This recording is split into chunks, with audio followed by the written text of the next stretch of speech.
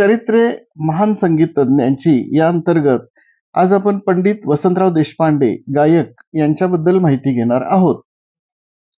पंडित वसंतराव देशपांडे हे हिंदुस्थानी संगीत शैलीतील प्रसिद्ध गायक, मराठी संगीत रंगभूमीवरील अभिनेते होते.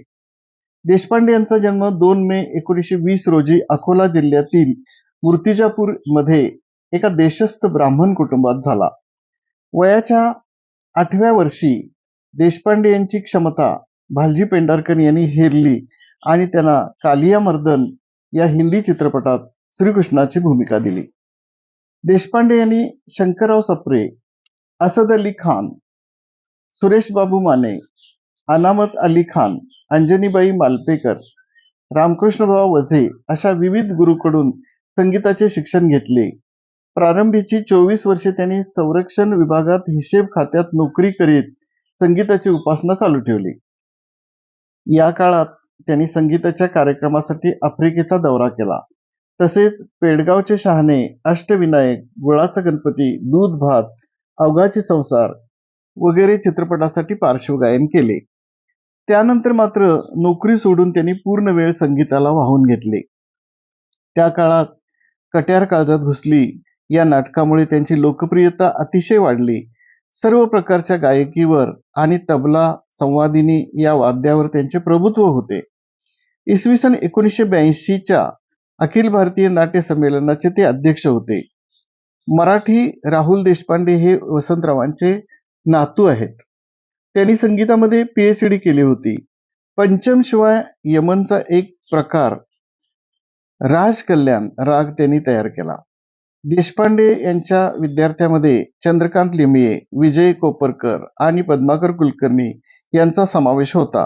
त्यांचा नातू राहुल देशपांडे हा देखील एक गायक आहे. त्याने रंगमंचावर आणि पडद्यावर काही भूमिका स्वीकारल्या आहेत. कट्यार काळजात घुसली मधील खान साहेब चित्रपट मी वसंतराव मध्ये वसंतरावांची भूमिका साकारली. वसंतरावांनी 80हून अधिक मराठी चित्रपटासाठी पार्श्वगायन केले. त्यांनी मेघ मल्हार, कट्यार काळजात घुसली, वीज म्हणाली धरतीला, तुकाराम, हे बंद रेशमाचे, वाऱ्यावरची वरात या नाटकात काम केले. डॉक्टर वसंतराव देशपांडे प्रतिष्ठान ही त्यांच्या स्मृतिप्रित्यर्थ पुण्यात वार्षिक संगीत महोत्सव वसंतराव आयोजित करते. हा वार्षिक महोत्सव जानेवारीमध्ये 3 दिवस आयोजित केला जातो. महोत्सवादरम्यान 2 पुरस्कार आशादायक कलाकारांसाठी वसंतराव पुरस्कार दिले जातात. 2011 मध्ये भारत सरकारच्या दक्षिण मध्य क्षेत्र सांस्कृतिक केंद्राने देशपांडे यांच्या स्मृतिप्रित्यर्थ नागपूरमध्ये 3 दिवसांचा संगीत नृत्य महोत्सव आयोजित केला होता.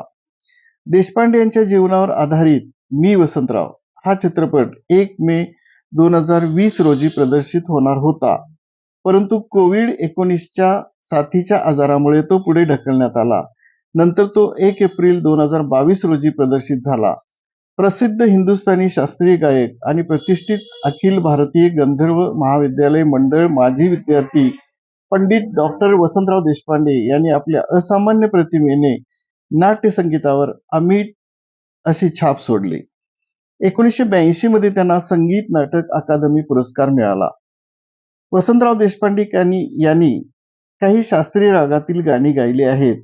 त्याची यादी मी माझ्या डिस्क्रिप्शन बॉक्समध्ये दिली आहे. धन्यवाद.